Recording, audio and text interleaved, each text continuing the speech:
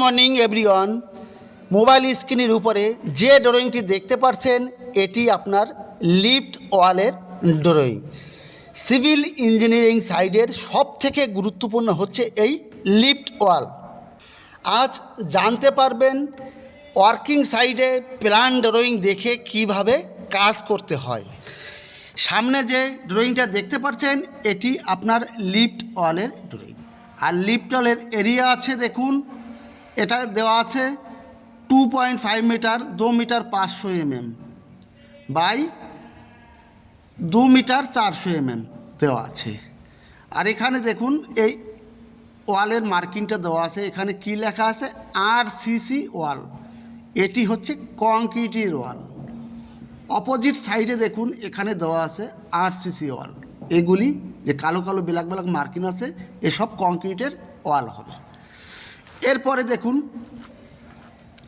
এখানে লেখা আছে C39, C40। এর মানে কি? সি মানে হচ্ছে কলম। এর কলম আছে এখানে, এই কর্নারে একটা কলম আছে, এই কর্নারে একটা কলম আছে, এখানেও দেখুন আছে একটা। এটা C37, এটা C36, এই কর্নারে একটি কলম আছে। এরপরে কি বোঝা যাচ্ছে?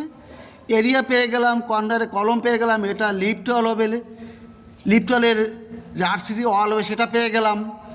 এরপরে কতটা হাইট যাবে এর জন্য দেখুন আমাকে যেতে হবে সেকশনে। এই সেকশন ছাড়া কোনো কিছু কাজ করা একদমই অসম্ভব। এখানে দেখুন একটা সেকশন কাটা আছে। সেকশনটা কোথায়? এখানে দেখুন এই যে সেকশনটা কাটা আছে এক্স এক্স। এবার আমরা দেখব এক্স এক্স সেকশন কোথায় আছে, এই উপরেই আছে। দেখুন সেকশন এক্স এক্স।